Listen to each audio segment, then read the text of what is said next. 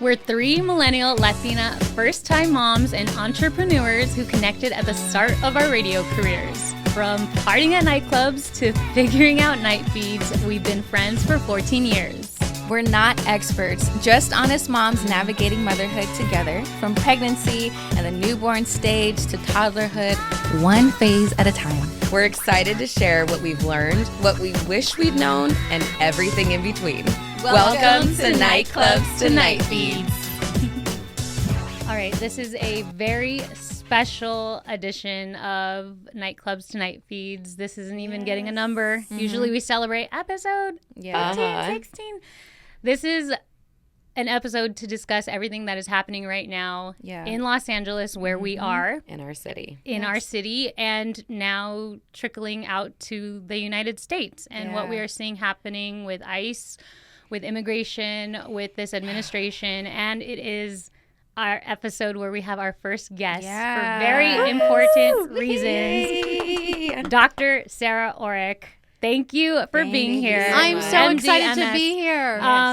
Okay, so a little background, and then I'm going to let you take it away and elaborate, and we're going to get into everything happening right now. Yes. But you are a Yale graduate. Woo, woo. You are Yale. You are Latina. Yes. Where were you born?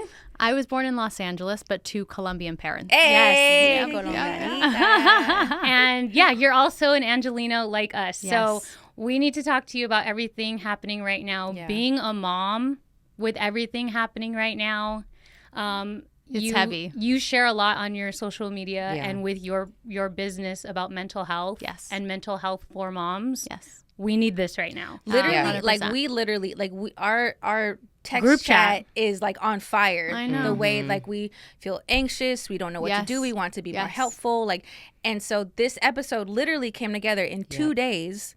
Yeah. And so because of how timely and how important it is to us. Yeah. And how it affects us. To provide for the community and the things that we're talking about in the group chat, being able to, spread that wider to all the listeners who are needing this kind of support right now. Yeah. So thank you again for this literally came together in the last couple of days. Yeah. So thank you for that. I rearranged my whole day because I knew I had to be here. And you are a mom of 3. Yes. Which we were talking which is so hard to in and of itself. We're all moms of 1. Yep. Mom of 3. So thank you so much for making the time to come here with everything going on, with live momming happening. Yes. And you're here. So so glad to be here. Yes. Let's get into... So I'll introduce myself or share a little bit more about myself. Let's get into who you are first. Yes. So I am Dr. Sarah Oreck. I'm a reproductive psychiatrist by training. So that actually means that I focus on how female reproductive hormones impact the mental health cycle. Oof. Wow. I did go to Yale for undergrad, but then I did my residency and my training at Columbia University. Wow. 2 Ivies. Hey, let's go. But I have to say, going to Columbia in New York was very confusing for my Colombian family. Of course. They're like, ¿Vienes para acá? No. So did my residency there and fellowship in this really specialized space of women's mental health and sort of focused on how our hormones impact us throughout our life, which is different than men. There's less research on it, but certainly how the path to parenthood is impacted is a huge part of what I do every day, but also perimenopause and all these other really important times for women. But really dedicated my life to helping parents and what this journey is like and all the bumps along the way and the mental health burden. It is the number 1 complication of childbirth are mental health issues. Oof. Wow. Not diabetes. I believe it. Not preeclampsia. It's mental health issues. Crazy. So the burden is gigantic. And so I was really dedicated to that. Did private practice, worked in big health systems, but ultimately knew that I wanted this to get into more people's hands. And in a private practice, you don't get to treat that many people. It's out of network. And I really wanted this to be care for all. And that you could use your insurance and get high quality mental health care. What a concept. But it's really hard to come by. And so those things were all really important. But there's so much to being a Latina and going into mental health. My mom goes, but you went to medical school. What do you mean you're going to become a psychiatrist? Right, what are you going to do with that? It's a specialty. So there was a lot there. But I have 3 children. I am so excited to be here. I really needed this. I think I mentioned I don't have that many Latina friends here. And I think this is a time where I feel sometimes lost, so sad, but also I think really looking for community, and I'm seeing it out there. I'm seeing that people care for us, but there's something about what's happened where I feel kind of turned on, or like, and as child of immigrants, it's always like, am I American? Right. Am I Colombian? Because when I'm in Colombia, they're like, oh, you're a gringa. So it's like you don't really belong anywhere. And I think things like this start to make you question, do I belong here? Do people want me here? Right. And I think right now we're seeing people double down on the people that are double downing on this administration and everything that this administration is doing right now. It's like, oh, you're still sticking with it. Yeah. Yes. Right. Gotcha. Yes. Like, Gotcha. Yeah. we understand what that means. Yep. Like, we understood it then, and now you're still double downing. Cool. Yeah. That's Noted. right. That's right. And I think that really sheds light on, like, where we stand. Like, this is Los Angeles. This is a sanctuary city. This is where when these threats were just threats, when it wasn't happening, we're like, oh, we're LA. Like, this is not going to happen here. Yeah, it's not going to happen I know. here. I Like, know. come try us. I know. And they're trying us, and we are fighting back. Yes. Yep. But seeing, you know, with the pros and the cons with social media is that we get to see it happen damn near live. In real And a lot time. of this content is really hard to watch. Triggering. Really For sure. traumatizing. For me now, as a mom and as a Mexican American daughter of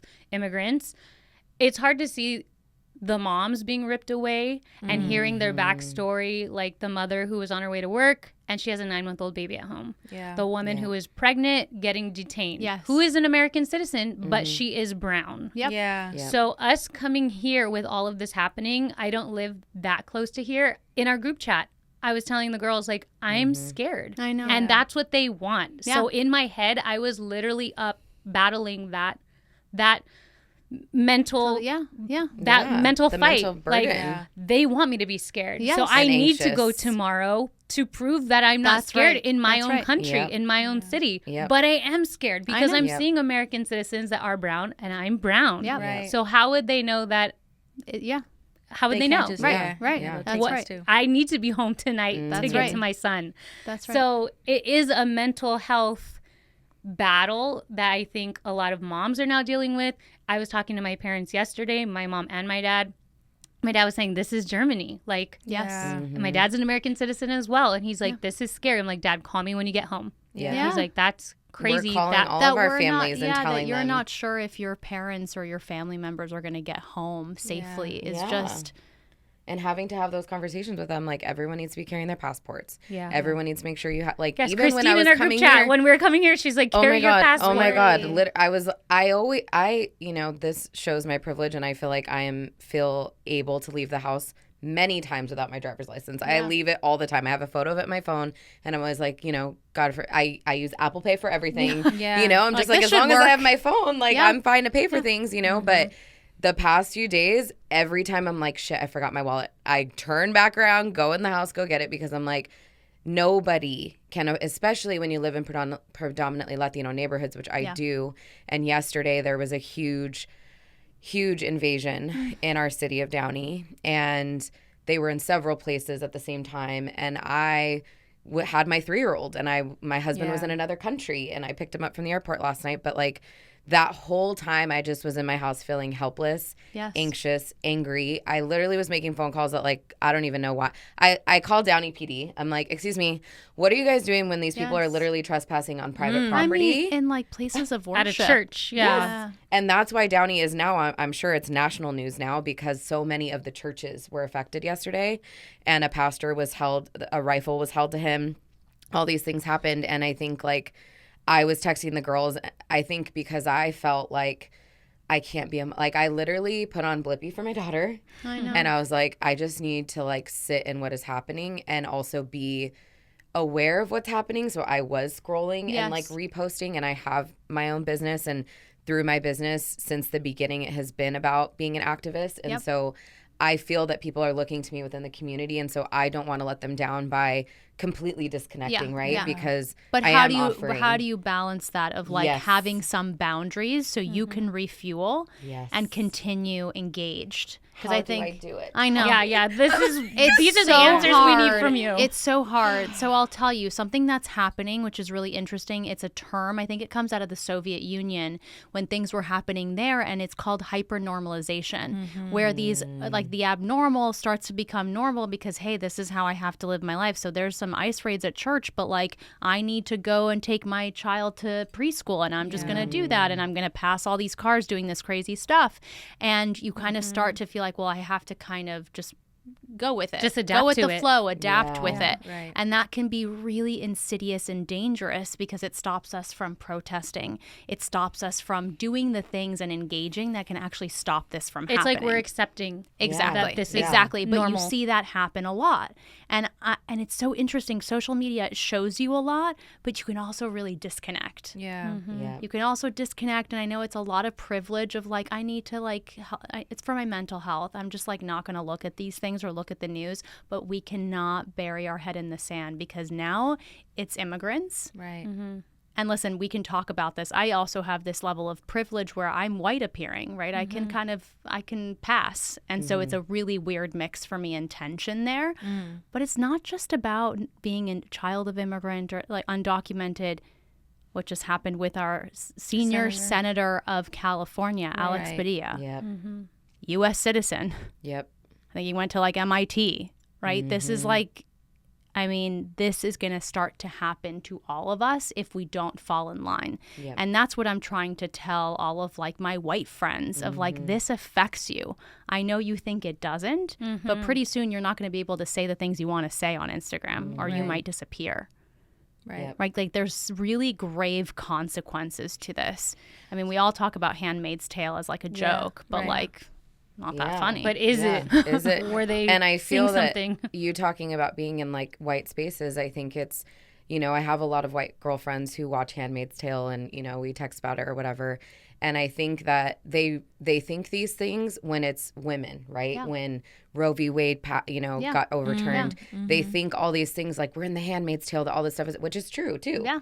Also, but I wish and I hope, and any of you that are listening, this should also alarm you just as much to the fullest. Yes. Because what we saw in Handmaid's Tale is literally what we are living right now, as much as I hate to say that because I don't want to, that's the fine line of fear mongering. Yeah. I don't want to, but this is literally just we're just talking about facts. I think this happening. is hard. So again, around boundaries and mental health, it's like as a voice of wanting to help you and make you feel better and improve your mental health, I can no longer ignore that this is part of the conversation and that burying your head in the sand or ignoring it to protect yourself isn't going to work because a couple months, years down the road, your life is not going to look the same. Right. So how do we, you just gave it language. Say that. Hypernormalization. Hyper- That's like what we want to combat. And then also. We don't want that. We don't want that. Right. And also what we don't want is to be so flooded with trauma on our socials that then we kind of become paralyzed with like, I don't know what to do. So what's the balance then of being informed? Yes. And at what point of being informed is it like, okay, I need to reel it back. Yes. I need to come back to me. Take care of my baby. Like, come to my. At what point is care that? of We were having myself. this conversation, So I listen, think, on Monday. We so- were like, we want to be present for our children, but we're getting a lot of information and it's scary and we need to put the phone down, but then we kind of want to pick the phone up and see what's happening. And part of the reason we are so scared is because we have children. Yeah. And we don't want them to be in spaces, So this is a three-part question. What is that point where we can be aware that this is a little bit too much? Yep. 2, what do we do for ourselves? And then 3, how do we extend that because we are parents and because we want to also be present at home with our babies? What are we doing for them at the same time? Well, I think number one is, I know when we work on social media and part of our job is to kind of look and message, that can be really hard. But I would say time box it if you can. Okay. That's why I asked you to email me. Because I was like, I don't think I'm going to look at it for the next couple hours. I don't want to miss a message she's going to send. Yeah. Because I kind of choose, these are the times. And listen, I'm not perfect. I'm also doom scrolling sometimes. But like, I want to do a timer where it's like, I need to do 20 minutes in the morning, 20 minutes in the mid-afternoon, 20 minutes at night. And like, that's it. And I'm done with that. And for me, I know that reading news has less what's called affect, like less emotional response for me. And so that is really effective for me. Versus watching Versus videos. images and videos. And often you'll see, you're going to start to see the same videos posted by different people. I think sometimes it's important to see, but I try to limit how much I get of that. So where are you reading? Because that's also a narrative that you want to make sure that you're not being sucked into. That's hard. I tried to do with like a little bit of global news. I learned this from my husband. He like looks at the BBC. He looks at New York Times. So he kind of tries to get a perspective of like, what are other people saying about us? What's happening here? You could do like one of El Tiempo or like something, you know, in either Mexico or South America to see like what's happening here, which is interesting.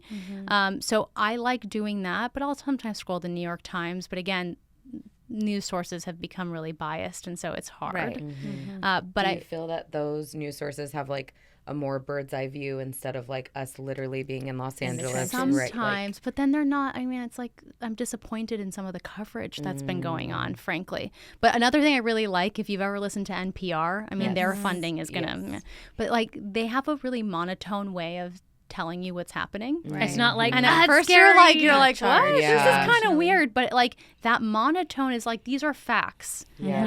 It's not impassioned. It's not like the CNN Fox News of it all that has become like the talk show. Like it's supposed to make you want to stay and get angry. And so like I need less of that.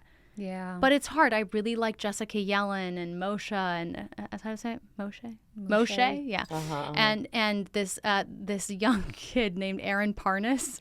We all love him. Oh yes, but he really activates me, right? And I'm like, when I see his he's face, getting fired up too. I and know. then his opening line, we were just saying, opening line is like, oh God, what is happening now? I know. He's so endearing, and I want to watch him, but sometimes I'm getting like a little bit of a stress response, but I'm like checking that in myself. I'm like, oh, maybe this doesn't make sense. I was thinking of like subscribing to some Substacks, because that again is just it's not right. It's like I think Jessica Yellen has one, and so does Aaron Parnas. And so does Aaron Parnas. Oh, so maybe I'll do that. Aaron Parnas is always like, get on my my Substack. Substack. Great. So I'll do that, because something about seeing him on camera, again, can sometimes be helpful, because it makes you feel like, God, I'm not alone in this rage and this sadness, and like someone is getting fired up. But I think it's like in small doses. So you got to figure it out for yourselves. But I do think like timers and being able to close it down is important, because it has a way of sucking us in, and kind of, again, traumatizing us. It literally numbing sets us. me in bad moods. And I'm like, I don't want to be, my son is going to realize that I'm in a bad mood, that I'm not being my normal self, that I'm not, being silly with him and playing as I would normally. And I'm like, I need to snap out of it. But how do you snap out of seeing all of these terrible things? That's hard. You just watch. Is there a snap out? I know. I don't think there's a snap out. And I wonder if we, like with women's rights and reproductive rights, like, they've been able to achieve so much of their agenda. And I feel like it's this, we kind of get numb, or like, this is terrible, and there's this outrage. I almost feel like we need to sustain some of it in order to make change. Yeah, agreed. And so I know it's really painful, and as Americans, we try to like escape that. I mean, I feel like that's very cultural, of like, don't feel the pain. Actually, also in Latin culture, I can't imagine like how many times when I was little, no llores, don't cry. You literally just talked about this. No llores. We were talking no about llores. We were talking about the machismo in the Latin culture, and we're both raising boys, and we don't want to teach them Yes, that. exactly. But like, you hear so much of that, and it sometimes gets ingrained. But I think it's okay to have some like, oh, this doesn't feel good. We're not in a good space right now. But I don't think there's no escape from it. I mean, I always think about, what country am I going to go to? But it's like, there's problems in other countries too. So that which takes us to the question number 2. Yes. Well, yourself. 2. Yeah. So how are you, if there is no snapping out, then what are we doing for ourselves, for our mental health? thoughtful breaks, thoughtful self-care. And self-care doesn't mean like you have to get a facial that's like really expensive. It's like, can you go in the shower, take your time? If you have a meditation practice, if you have cooking, can you turn off the things you actually enjoy? Go out with friends. And yes, you can spend some time talking about the politics of it all or the crisis, but then talk about silly stuff. Yeah. Love Island. Love Island. Like, it was so nice when I came right now. when I first came to see you guys downstairs. Like, we didn't talk about it initially. It was so nice to hear about your kids' names and Disneyland. a Disneyland adult we have here in our presence. But I think that is like, I think having that joy and that you can still experience those wonderful things and also carry this load and this pain. Like, you don't have to be miserable to be an engaged kind of person in society and an engaged Latina in society. Something I do want to add on to that is because I was thinking, well, when I'm home alone with my son, Yes. can I get away for 5 minutes? No. I can't. I have a toddler who follows me everywhere. So I think that for me, what I'm hearing is if I can't get away, then I could bring in with him. Yes. So like what I was doing yesterday that I'm so glad I did, I turned on E40 and Kick to Sneak. Great. Great. And I started dancing Tell Me When to Go. Good for you. With the baby. With the baby. Yes. And then I put on NSYNC Bye Bye Bye. Oh, I love that. And then he was The dancing. classics. So then and then he's singing Bye Bye Bye because he's saying those words. So at that point, I brought him in with me and I was able to kind of shake it off a little bit. And he's just thinking I'm being a silly mom and having fun. So I just want to. How great music, dance, those are all things. I mean, dance is so therapeutic in terms of like the joy that it can bring us. And so being able to do those things, and I agree, engaging in a way that doesn't involve your phone. Right? Like kind of trying to disconnect in that way. If you are with your children, like just put it away. There's nothing that's that urgent. Right. Regardless of what's going on in the world, I try to do that anyway because I will be on my phone. If it's there, I'm going to check the group chat and like what's happening on social. So that's just always. And social media has done this thing to rewire our brain where in some ways we want that hit of dopamine and we do it. And even like, I just learned about that Alex Padilla thing. Like that was a hit of dopamine. And whether it's negative or positive, and for the most part, they're really getting at that like negative algorithm. You'll probably see things that do really well or like very negative. And so kind of being able to say, it's okay if I learn about that 5 hours later. There's nothing I can do to personally help the senator of California. So when we feel like we want to vent about it without trauma dumping on somebody, how do we be intentional about that? Who do we turn to? Because also, like, I can't just hit up my mom and talk about this because then I will scare her. She will stress me out. And we don't want that. We don't need more stress. So where do we turn? Who do we talk to? How do we talk about it without trauma dumping on somebody? Oh, that's a great question. Well, first is sometimes a therapist is a really great resource. If you don't have one yet, if you're thinking about it, like these are the times where I think it can be so helpful because that person is meant to contain you. And what I'm noticing is like there's really hard sort of containing. And containing, we mean sort of like emotional containment. I have all of these feelings overflowing and someone's got to hold on to them. So sometimes it becomes my partner. And my partner actually has a lot of boundaries around like, I can't listen to this right now, or this is really hard for me. So, and I feel like, mine too. Rejected, and I'm like, what's going on here? But I want to tell you how horrible everything is. Is this a man thing? Because is your husband also a Gemini? What is he? No, he's a Cancer. Okay, close. Nikki knows more about this stuff. Okay, I do. Yeah. Both of our husbands are Geminis, and they just they just don't really want to. Yeah, they have to. They're like, it's not bettering us. It's not doing anything. I don't want to know. And I'm like, but it's happening right outside. And I'm going to tell you. I know it. I know and it. I think you learn like in relationships how to navigate that eventually. Like, okay, this is exactly how much I can tell you right now, and then I'm going to wait like another hour, and then I'll tell you one more little tidbit. But it doesn't fix that you're still so overwhelmed. And and I think for mothers especially, but for everyone, because I think you can do mothering without being a biological mother. But I think for women in general, as caretakers in society, like we are seeing the most vulnerable, right, be taken be abused. And I think that is like an injustice that maybe affects us in different ways because of how we're wired. Wow. But generally, I think I still feel overflowing with like how much content and that's not something for my kids. I'm meant to contain my children. Oof. And so this is where therapy I think can be really helpful. But I think your question is a good one of like, how do you not trauma dump, right? How do you engage with your friends? And I think it's sort of like asking for, hey, is this a good time for us to talk about this? Mm-hmm. What have you been thinking? And kind of seeing where the boundaries are. I know it's kind of weird to talk like that with friends, but I think this is a time where it may be important.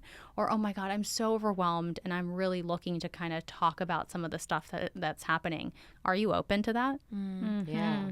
It's weird. It's almost like asking for permission. Yeah. I think that's Consent. a good opening for those of us who have friends who are outside of the Latino community, like opening up a conversation like that, because I think there's a lot of people who, you know, we saw this during different times in history, including during BLM and all that stuff, like being angry or upset with people who do not say anything, who do not bring it up, who are carrying on with rainbows and butterflies as if nothing has happened, you know? And yeah, it is angering. Like I'm a psychiatrist and I'm there, even with my own family. Yes. I mean, in the Latino community. In the Latino. And you know your actual background. immigrants. And you're not saying anything. Mm-hmm. But I think that's a good up. opening line to like come to them without being angry initially and just see how they respond to that, because they could, as I realized from past like protests and stuff, like sometimes they could be like, okay, I wanted to talk to you about this, I just didn't know how to bring it up, you know? And so you kind of like using that language to start that conversation is non-combative and I think could be productive in having a conversation with those people, you know? And also that reminds me of a thought I had. Like, what would you say to the listener listening to this who's not Latino? This isn't affecting them directly. Mm-hmm. Yeah. I'd say it's a very slippery slope. So my question is, if a Latino is coming to talk to you, how do you actively listen? Yeah. And what do you say in response? Response. This one is so hard because it means that person has to check themselves and check their privilege. Which I think a lot of people haven't and don't quite understand yet. But I think it is it's an exercise in humility. Can you be, and curiosity, can you be curious about someone else's experience and why there's all this stuff going on? But that takes a very particular type of person. And what if that response isn't what you want? Right. I mean, I get it from my husband, frankly. And who is not Latino. He's not Latino, but he's the son, he's the grandson of Holocaust survivors. Oof. So I was like, you should get this. Yeah. And there's something about it where it doesn't feel like we're connecting in the way that I wish. But ultimately, I know that he's protecting himself from something. Ultimately, I know that our morals are aligned. But it's been really challenging. Yeah, I feel that also. My partner's Black. And I wonder if he feels like, as a Black man, I'm privileged as a Black man. In this scenario. In this scenario, because historically speaking, a Black man is privileged? Nah. So I wonder in this type of situation, because I also find that, are you getting me? Yeah. Do you see the parallels? Do you see why I'm upset? Yeah. Do you see that I could also be swept? Do you see? Yeah. You know? So that also something that kind of has been coming up for me as well. Yeah. It's really hard, but I think genuinely those friends that you connect with are going to like see your pain and connect with that. But it's really tough. I also try to grow some empathy for like the people who aren't saying things. I'm not there yet, and Nicole was saying that she's kind of there. I'm Me trying. too. I'm trying. I'm just like I'm trying, but it just doesn't make sense to me. But this whole thing is fear-based, right? And so silence is part of that, and that's just someone's like that's what they want, and it works. And I think it's just like I think we have to have some empathy that people process at different rates. Some people are just kind of slower to get things or to feel like they can. Are more inhibited and like take more to kind of feel like they can unleash and talk about things. But I feel like everyone has a level. And like I feel like people are trying to suppress their level. Like, this isn't bothering me. And now you're seeing more and more footage, and it's like I think more and more people are going to start reaching that level of theirs, and we might see more people like now. It's okay, now it's but I'm confused about how to make the argument. I try to make the parallels of like this is like the Jews. This is what happened in Germany. Don't you see the parallels? And like that kind of worked, but like not really. And I try to make, and I'm like, but that could be triggering, right? I know, for that person. That could be, I don't want to go. Like maybe they don't want to go back there. They don't want to think about. That's right. The comparison to Germany, so it could be hard. Well, it's so interesting. Like his great grandmother wouldn't stop talking about it, and I met her before she passed away, and like it was something she talked about. But apparently, his grandfather didn't speak a word of it. They had no idea what actually happened to him. All they knew is that he survived the war. Wow. I mean, it's like the level of silence around some of these things is really dramatic, and I think respecting that. But I think my point was like, and we've tried the like, these people pick your food. I'm your doctor and I'm Latina. How dare you not want me? And they're like, I don't. But people's utility, is that the way to sell this? Like, I have no idea. Like we are more than the careers and the jobs beings, that we do. Yeah. But it's hard to not try to package it in some way. So I think that you can digest it.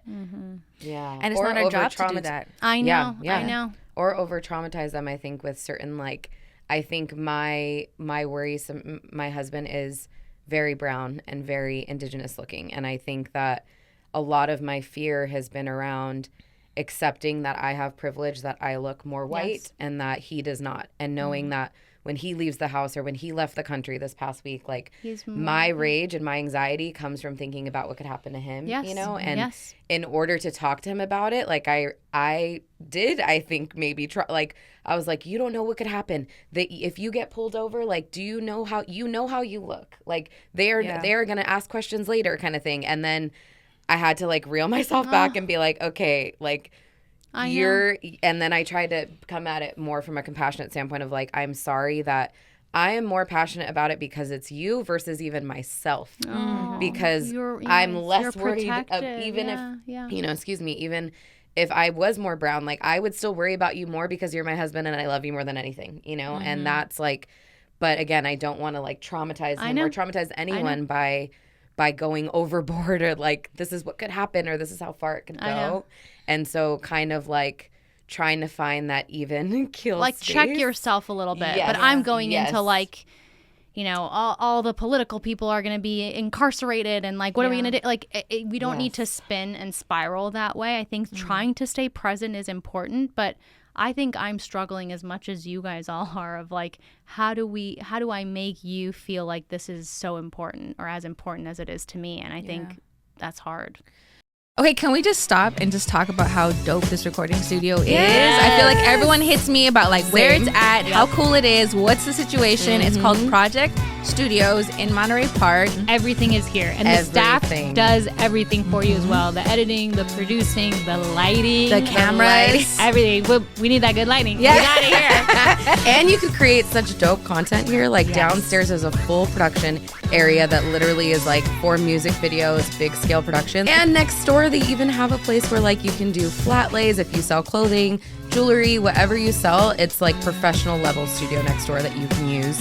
And it's only 9 minutes from downtown LA. And there's parking here. In LA, it's so annoying to find parking. And I know that was a big thing when we were looking for podcast space, was where in LA that we can all park and feel safe and feel comfortable. Yes. And that is here. Make sure to follow them on Instagram so you can see more of all the fun stuff they do at Project LA. And you can schedule a creative consultation at projectstudios.com. Tell them we sent you. Yeah. You just said something that I think is really important, is I need to be present. Yes. But what does that mean? What does it mean to be present? And how do I become present to like this moment, to the person listening who's in their car, who's at home, who's washing dishes? How do you be present? Washing dishes is a great way. So this is like a really great technique. I hate washing dishes. It's called grounding techniques. And it's something that you can do very easily. It's very cheap. YouTube it. But here are just some suggestions. You know, go into the grass. If you have a patch of grass, get your shoes off, put them in the grass, kind of notice the sky, notice the things around you, notice what color things are, what the seat feels like on your butt and your back, and like what it's like to be a human being right now. Because right now, these horrific things that I'm spinning about aren't happening yet. Some things have, but like it's not anarchy yet, or it's not total tyranny. But it's like kind of reeling it back and being like, what is happening today and how can I kind of just remain here without going into the worst case scenario? And I feel like having our kids is the best reason to do that. They're so present. And the best way to literally disconnect. earlier this week, I took him outside after dinner. I'm like, let's go outside. Phone is staying away from me. I'm with you right here outside. Young kids are very he present stopped like that. and was just staring at the sky. And he was just looking at the trees move. And I called my husband. I'm like, look, he's been sitting here for like 3 minutes. Just entertained with what he's seeing, and I'm just watching him now. Like, this dude is literally just taking a minute. Observe plants, observe, observe sort of like nature and the world around us. I think is really important. Enjoy that taco, even though like I was thinking I want to go there, and yet We're I'm talking like, about VS Tacos, Highland Park. I know, and yet I'm like, will there be a raid? Yeah. Yeah. Are they even there? I don't. It's, A lot of vendors aren't even coming out. So but this was great, where I was like, I can get present, kind of think of the juicy meats in my mouth and what that feels like, and yet like you're gonna ping pong between like those things, and so how do you come back to it? And I think being present is the best antidote to like all of the anxieties that come up in the future. And if you're having a lot of trouble kind of getting into your body, so meditation practices, breath practices, exercise and movement is a really good one. Washing dishes, right? Listen to some music, notice what it's like, what the water, the soap is like on your hands. Those are all grounding and sort of bring us back to our bodies. And if that becomes really hard and it's just not something, maybe it's time to get a little bit more help. And you spoke about having a therapist, right? Yes. Okay. How does one get a therapist? Yes. How does one get a therapist who doesn't have extra money to spend on a therapist? Well, they go to Mavita Health because go. we are in network. There it is. And that, I think, is a huge game changer. You shouldn't have to pay cash rates out of pocket, wait months and months to see someone. And so what we've done is we've created this specialized mental health care for the path to parenthood. So that includes prescribing if you need it, but only if you do, not for everyone, individual therapy, group therapy, and couples therapy, which is such a game changer for parents because that, I think, is the core of a lot of issues. Yes. You have a new baby and things totally change and are like upside down. And especially with hormones changing. Yes. Everything is heightened. Yes. Yeah. Yep. Oh, I'm for sure about to get my period, so I feel like I'm Oh, extra yes, spicy. yes, I'm extra spicy, emotional, I'm exactly. extra, Which is really hard during these times. Yeah, I know. And I told my Yeah. partner yesterday, I was like, I just want to let you know. Yes, that good for you. I'm extra spicy. Give him right the now. calendar. This is what's Just send him the happening. calendar. This is what's And he was happening. like, this is not different than any other time. And I'm like, but it is. 'cause Yes, I'm I extra. love that. I love that. Yeah. Like learning more about our bodies, tracking our cycles, those are all really important things. Yeah. But I think this is a hard time. No one has the answers. You know, I'm like, I'm a psychiatrist. I talk to people all the time. I literally deal with everyone's feelings, and I still have a hard time navigating how to contain all of these feelings, how to communicate with my loved ones. You're human. Which brings me to the next point, because we've talked about how we can take care of ourselves and be present for ourselves. But what about our children and conversations for children that are old enough to kind of see and understand? We're what's all going really on? lucky here that we have young kids that kind of just go back to the present. There's no reason our kids need to know what's happening, nor will they really have questions about it unless there's something that happens at school, obviously in front of their faces. But I think it's the elementary, middle, adolescents that are much more challenging because they will start to hear things, right? Some of them may even be on social media. So, I mean, we can have a whole episode on how they shouldn't be on social media. Right.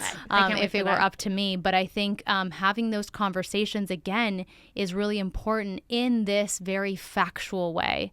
I really like the NPR style. If you need to copy something, like listen to that. Monotone. That's hard as Latinas because you're like, but if you just kind of take that affect out, then you're just discussing in an age-appropriate way, here's what's happening and here's why it's not aligned with our morals, if that's sort of where you want to go. Which I think is where I feel like I'm starting to lean into. This is not about Republican versus Democrat. This is about a completely different moral compass. Right. And let's make it about what it actually is. Sorry, go on. If you're talking to these same kids, is it too young, if they're elementary school, is that too young to give them the situation of like, if we get pulled over, this is like, do they need to be prepared at all? You know, like, Oh my because God. what if that does happen and you've never had that conversation? You know, like one of the most traumatic things that happened to me was in Newport Beach, and I was super young with my dad, who is also very dark, very brown, very indigenous looking, and he got profiled at the South Coast Plaza.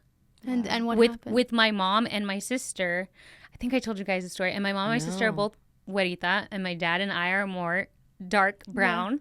And people were just looking at him crazy to the point where somebody in Newport ended up calling like somebody else that worked there, not cops. We ended up calling the cops. My mom was so mad she called KTLA. Good for her. Oh my God, yes. That's the kind of energy we need. Because the person at the store was like, go follow this man. Wow. Go follow him. They're like going to come here and steal. They're not going to buy anything. Wow. And there was people following us in the store.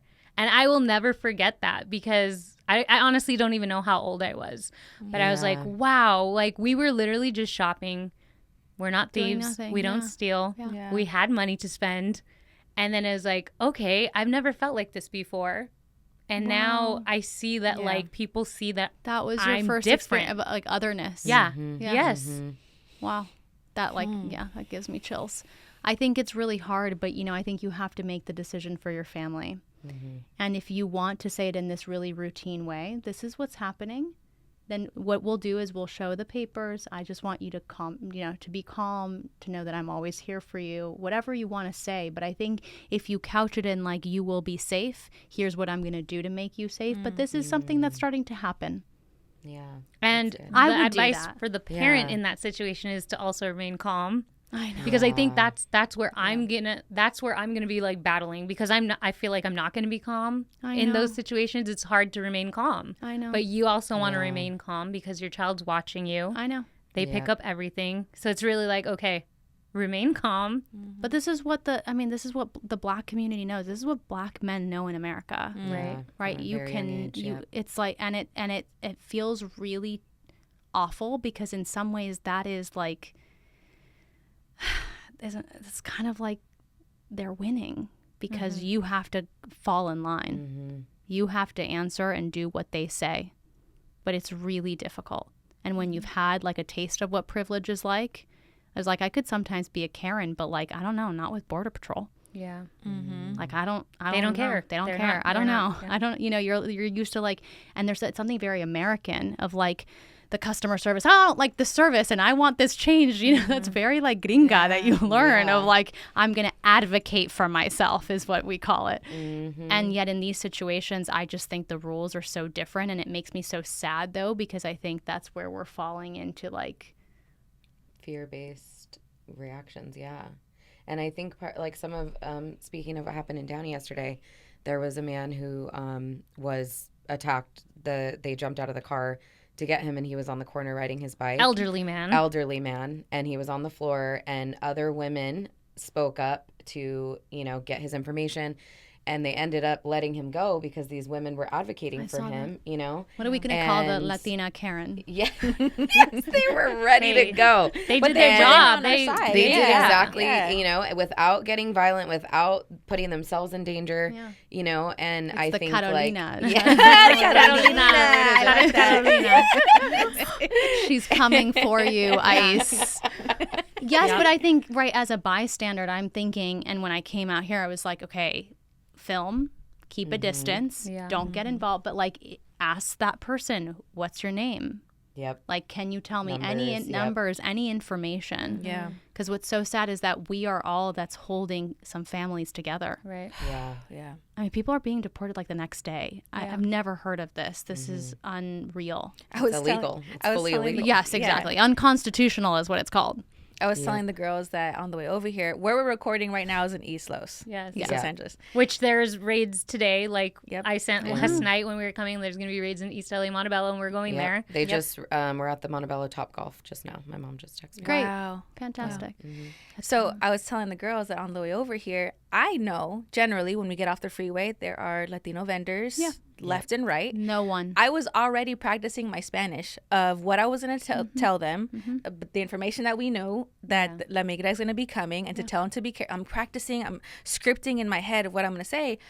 I get off the freeway. There's no vendors. It's so sad. No Latinos. There was no traffic coming over here because everybody's staying home. Yep. But in my head, I'm like, okay, the little things that I could do. Yeah. It's devastating, and it's how I felt today. And it is the mind battle. Like, I don't want to go out. I know. Wait, but this isn't Germany. This isn't us hiding in our homes. And it's even a conversation I had with my husband before I left today. We're talking about our weekend plans, and we're got to go here and there. Yeah. He was like, honestly, I don't even want to go. Like, I don't even know what the roads are going to be like. Are they going to be checkpoints? I mean, they stopped one of the freeways yesterday. The freeway, ICE was on the freeway to like check for people.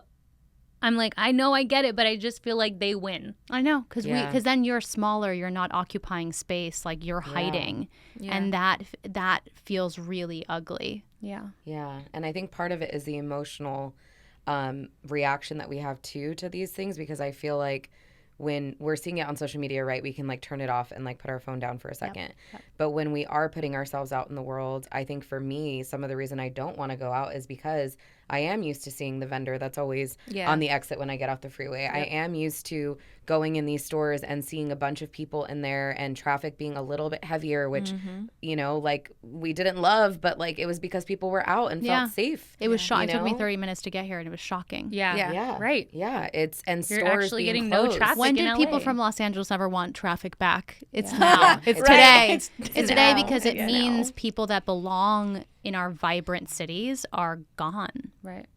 Yep. Or scared at home. Yeah. And businesses, you know, like all the car washes by my house were hit. And so when I was driving yesterday, all the car washes are closed. I'm seeing auto body shops closed. Like people, it's just, people don't realize, again, that are not in predominantly Latino communities, how much this is affecting business and is going to affect our economy and all these things that are trickle down. It's going to go to every neighborhood. Yeah, I think that's something we're certainly going to see. But I don't know. It's really hard to kind of want to take a stand and, you know, be proud. And, but I don't know. We all have to collectively stop authoritarianism. Yes. Because this is super complex, how do we combat the guilt that you could feel? Because yesterday I went to the gym. Yep. I needed to go to the gym yesterday because the anxiety that I felt in my chest felt like it was literally physically rattling me. Yeah. I needed to get the sweat out. I needed to get things out. Yep. Afterward, I felt guilt. Oh. I feel so much better. The anxiety was gone. But then the guilt. But that's what you need that, like, to you actually continue to be enjoyed some guilt engaged. during this. The But guilt, that's what you need to be engaged. Yes. Okay. So what do you say to somebody who's okay? They're It's very similar to mom guilt. for sure. Yeah. There's like a survivor's guilt. It's like, why do I get to be out in the world? I mean, we didn't talk about this. You were going to ask me if I was proud to be Latina. And the answer is yes. But I also occupy this again, I can kind of pass. I have a passable last name. Like, people don't totally pin me. But I remember when I was younger, it was this really interesting thing where it was kind of cool sometimes that I spoke Spanish. And then I've been called slurs. And I was asked once if there were toilets in Colombia. What? God. That it, like, you know, and it was just like, luckily I had a mom that was very proud of her heritage. But again, it's a very different situation. And I think I speak Spanish fluently. It was my first language. But I think that that's also because she's a privileged immigrant. Immigrants from South America have a different privilege. She did not like walk and cross a border. She came here legally, and then she's still here legally and did all things appropriately. And but I think that's very different than someone who maybe, you know, crossed the border, kind of had a different experience where Spanish isn't taught. Maybe assimilation was something that was really kind of forced on them. And that would be most of us. That would be me. You know, most like Mexican, I was saying, my Spanish isn't perfect because my mom was trying so hard for us to be American and speak English in the house, because when we go to school, we're going to speak English. Right. So, and now for me looking back, I'm like, I wish you spoke Spanish to me. And I don't know. I had pretty traumatic going into preschool, and this is trauma with a very little T. I only spoke Spanish. Very little T. And so, because it's like really, but like everyone, it was like, what's she doing? She's not speaking in English. Right, because you were in a non-Latino area. Exactly. And yet, so I think I've never been prouder about being Latina than like today and now. And I think it's really important for everyone in our communities to come together.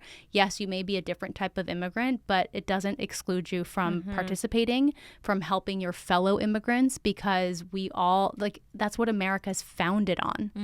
We're talking about Latino immigrants now, but like Irish immigrants, Italian immigrants, Asian immigrants. Asian, like, right. LA has all of the immigrants. Exactly. It isn't just Latino, and it's not just Mexican. I mean, and LA without all the immigrants. indigenous people as well. Like that's yes, exactly. That's a conversation. It was stolen land anyway. Yep. So how does somebody help the Latino community? I think if you know Latino and have Latino friends, like, please just be curious. Ask how we're doing. Ask what's going on. That's a great just start there. It's a really small thing. Hey, how are you doing? Like that is with so everything small. happening. Like How are you doing? that could like be so impactful. Yeah. And then I think honestly, and this is hard, think about the suffering of other human beings. I think ultimately most people have like a moral compass that tells them, I don't want families ripped away. I don't want people to suffer for no reason. And kind of try to gravitate towards that. It's not about politics. It's about human beings and morals. That's like my plea to like just listen and engage. To trying to understand this for people who but just aren't right now. Yeah, but I've seen a lot of allies that are, posting, that are protesting, that are donating. So those small things matter. But ultimately, what I think is really interesting about this moment, I think it's always been true about Black Lives Matter, so people don't really see it, is that it's going to affect you. Due process for an undocumented immigrant.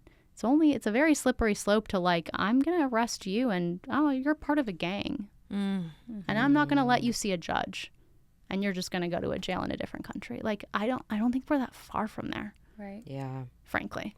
Yeah. And so like the selfish plea is like, think of yourself. Yeah. We're first, but you're next. Because we also don't want our kids, we don't want to be going to the grocery store or the library or whatever and our kids seeing any of this. No. And that's the thing about this stuff happening in sacred spaces where they are taking our community members is, even yesterday I wanted to take my daughter to the library to go return our books. And then I'm like, oh no, ICE is literally staying in that hotel that is connected to our library in Downey. That's insane. They were at Embassy Suites. Literally people were there protesting all night. They should get them out. But I cannot take my child to the library and feel safe about it, or think that we're not going to see something horrific happening and she's not going to turn to me as a 3-year-old and be scared. Yeah. Not know what's happening, but be scared that there are people running, or that there's a chance that we could get caught in the crossfires of anything. Oh, 100%. You know, so. And you know what gringos love? Free speech. Yeah. Right. And this is the step to not having that. Where a podcast like this could get us all into serious trouble. Like, who wants to live in that kind of place? No. The last thing I definitely want to talk about on guilt, to piggyback, is we all were kind of feeling guilty. We have all gone out to peaceful protests and rallies in Los Angeles for women's rights in the years past, before we were moms. Yeah. Now, I've heard this so much, by the way. Yes, we were talking about it in our group chat. We were like, we want to be out there, but we're not taking our children, obviously. I've seen some people do that. Some people have done that. Yeah. I don't have the balls. I don't have the balls. And my anxiety is above my head. We're stressed, but we want to be active. Yeah. And yes, we are posting on social media, but there's a guilt. Like, I feel like I need to be doing more. I know. And we can only do so much. I know. I think it's what we talked about, and it's similar to mom guilt. But what I will say is, for you to remain engaged, you don't have protesting is not the only way to be sort of civically or communally engaged. Like, there are other ways to be engaged, and so you need breaks, you need timeouts, you need to feel good, because you cannot fill from an empty cup. And that's why I tell all of my moms, yes, you want to spend 24 hours with them, but if you don't get a bathroom break, if you don't get any moment to yourself, you are going to be stretched thin. You're not going to be the best version of yourself. Your tolerance level is going to be really low. And I think when your tolerance is so low is when you start to disconnect. When you're like, I can't look at this anymore. I'm just going to ignore it and dissociate. And so in order to not dissociate and stay engaged, I do think you need breaks. You need to enjoy yourself. You need to go to the gym and then get back to it. You don't have to go out and protest if you're afraid, though.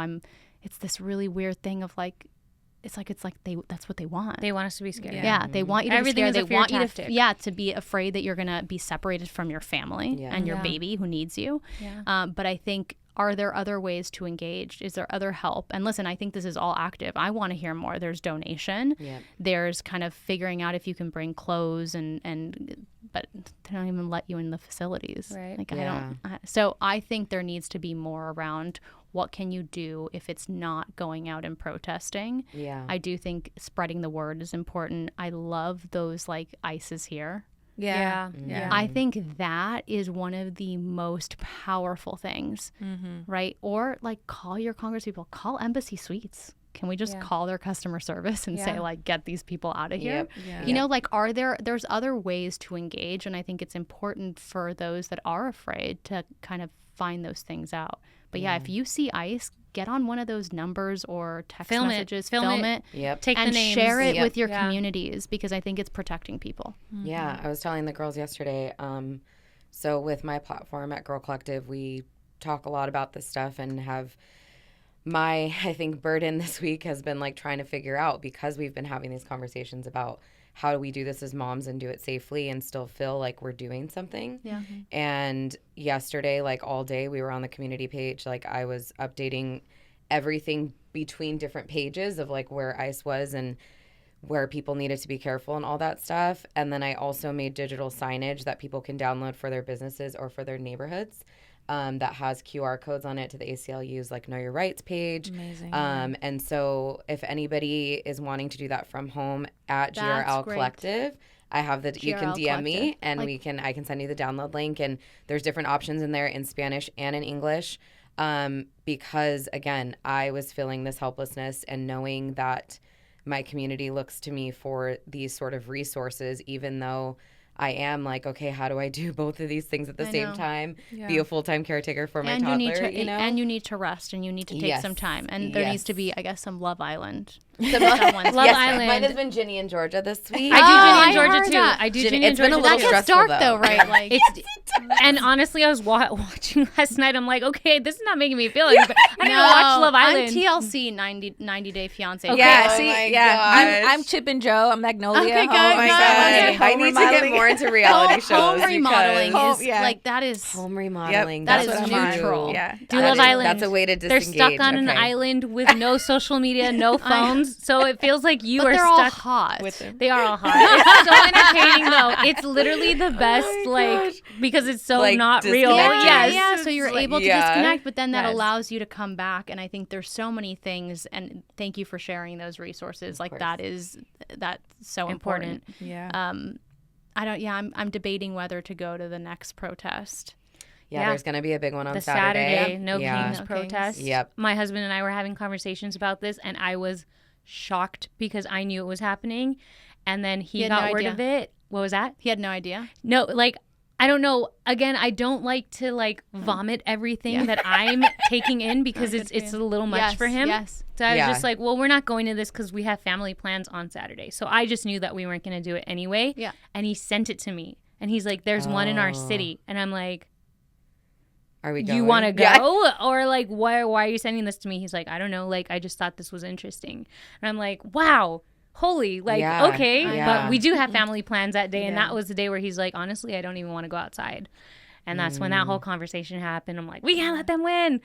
We have Yeah. family plans. We're gonna do them. You're going to do them. Yeah, Yes, I was but- already thinking about like, okay, Saturday we don't have plans. I think I'm going to tell Drew to take Poppy to his parents Yeah. so that at least I can go. But I Yeah. think one of the big things with all of these protests is not going alone. I think like I used to go to protests by myself and that's, like it not was no big something deal. You need to have someone.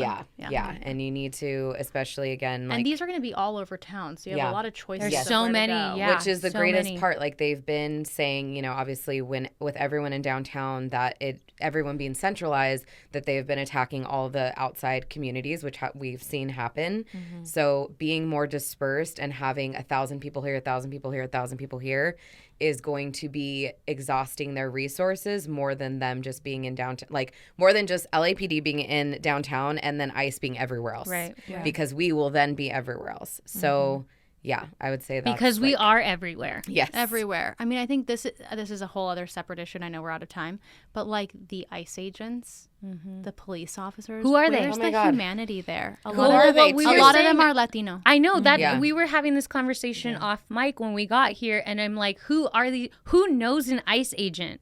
Nobody. Like, can we engage Because with the them? Can Right. we talk about their and- humanity? I know. They are like this is And it's not, the at this wrong point, it's side just of not a history. job. It's the not. wrong side of Yep. history. Yeah. Yep. I'm Shout like, out to the people who have quit their jobs from Yeah. being in the Yes. Marines. Yes. And Oh, in has that ICE. happened already? Yeah. Yeah. Yeah. There's some Yep. people, there's some Have left. TikToks that I've been seeing too. And who people are the Marines and stuff who are calling there's a They're hotline voluntary. where they can Oh. call and say like, I refuse to Wow. be used against civilians Yep. Yeah. for this purpose. And that is like so incredible, because I think the whole purpose of this, right, is we have to bring everybody together.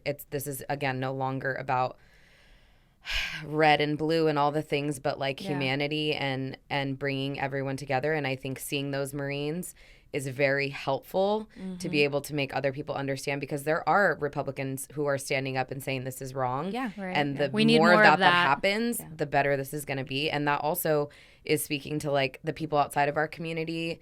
The reason that works for our community, you speaking up, is because as we've seen through history, when other communities start to care and get involved, especially when white people start to get involved and take a stand, we saw this with BLM and everything, Yes. like then the masses start to care more. So Shit's if crazy, you think but that right. your voice It's doesn't like- matter, I think it's like the keys white women. yeah, Yeah. it is. Yeah. It is. So just know again that like Every voice matters. Every Every voice voice matters. matters. And Every like, voice matters. and also low key taking this a step further too. Yep. There could also be something much different and larger at play that's happening. Yeah. That they want us to be separated. The Latinos, blacks, 100%. whites, other things could be happening. So Yep. the more that we unite now, I think could be more clear later on what exactly is happening that we have bill that no they vision want on. to pass that's going to cut. I mean, yeah. this is so relevant to what I do, but it's healthcare is going to get cut for millions of people. I mean, when you slash Medicaid, when you slash Medicare, when you slash SNAP, but especially Medicaid and Medicare, people don't understand. They're like, I have private insurance. That doesn't affect me. Guess what? Every academic center, every residency, every training program depends on those dollars. And we will have a sicker population who's going to utilize the ER more. So your premiums will definitely go up. And like people don't connect the dots. Right. Yeah. But we are definitely Is seeing that the really bill dark that's things. going? It's like that the big, beautiful bill. Big beautiful bill. Gosh. That's and what it's that's called? the Elon thing, Yes. right? That's the With the big dumb name. yeah. Wow. Yep. So that's been happening while everyone has been saying like this is a distraction I didn't know from that bill Yeah, happening. that's right. Yeah. So that bill passing is going to be a real, I think, issue, apart from doing all sorts of different things. Tax breaks for very, very wealthy people. Tax break on like a gun silencer, for example. A gun silencer. Wow. Like, why would civilians need a gun silencer? Right. We don't. Right. So to wrap this up, thank you for giving us language. Yes. Thank you for so giving much. us resources. Thank you for giving us hope. Thank you for coming in on such short Yay! notice Yes. with I'm so everything glad to going be on here. as a very busy mom. Yeah. This You was made so this helpful to happen. me too. It Can was nice can to we be in just give community. some last tips if you have any more, just to move forward from where we're at in this moment? I think I'll just do like a little summary maybe of what we Please. talked to. Hypernormalization is real. That's when you start to accept things that are completely abnormal, completely outside of your moral compass. And I think it's important to really check that. If you're feeling like you are drowning, like you're dissociating, like you are wanting to disconnect, you need self-care. You need to recharge and come back. Whether you need to digest it on like reading news instead of consuming a lot of video and audio that's pretty traumatizing, figure that out for yourself. Make some boundaries around social media, but please don't check out. That's what they're counting on. They're counting on you dissociating. They're counting on you not caring so they can do whatever they want, which will make America less healthy, right? Less free. And I think that's what we really are kind of have to have the ball on here, our eye on the ball there. And in terms of children, be present, try to stay focused on kind of you have to deal with those daily things. You still have to feed your children. You still have to cook yourself dinner. You still can go to the gym if you can do that. So please still continue to take care of yourself. That doesn't take away from helping other people, but you really need to recharge before you're able to do that. And for older kids, you know, do it in appropriate ways that feel appropriate to your values. But I think preparing children without all of that emotionality and kind of doom, I think is important to just say there's more stops on the freeway, or there's more stops here, and maybe people are going to ask for our papers, and here's what we're going to do. Here's our plan. And again, just wrapping around in that safety. Adolescents are a lot more challenging. But I think clear communication and really holding on to your values. I think that's what we cannot lose in this moment. Yeah. Yeah. Thank you. Thank you, Dr. Sarah Oreck, for coming in, our first guest. Yay! And Wow. you set that bar. Yes. Oh, I'm yes. You set that glad. bar. Yay! And we're going to have you back. Oh, I Yes. am to talk ready about to get more back. mom things. So many things. Yes. I wanna Mom of ask. three. I'm so Yes. excited. I'm so excited. There's so much here. I love this podcast, and thank you for doing what you're doing. And where can people find you? Yes. Mavita On Health. Instagram, at Sarah Oreck MD and at Mavita Health. And you can join clinical care if you are in need of mental health services in California, New York, and New Jersey. We're in network with most insurance. So please check us out at mavitahealth.com. Thank you so Thank much. you. We have a lot of Latina therapists. That's what we need. That's what Latinos we in therapy. need. Yes, Latinos in that's therapy right, in that's right. 2025. Ignore you what so your much. parents say. Yes. Parents need therapy. Yeah, they need, but that might never happen. That will never happen. Yes. Oh, and wait, final thing. If you're listening to this, please subscribe to our YouTube, subscribe wherever you're listening. Also, send this episode to your Latino homies, to their non-Latino homies. Send it to everybody that you know, because there's so much valuable information in this that I think all of us can take away from. Yep. And stay safe, everyone. Yep. You guys were phenomenal. Thank you You're so good much. hosts. Thanks so much for hanging out with us on Nightclubs to Nightfeeds. We hope you enjoyed this episode, and we are, of course, always continuing the conversation on our social media. You can find us on TikTok, Instagram, and YouTube at Nightclubs to Nightfeeds. That's at Nightclubs, the number 2, and then Nightfeeds. Make sure to follow us and let us know if there's a topic you want us to cover. Can't wait to chat next time.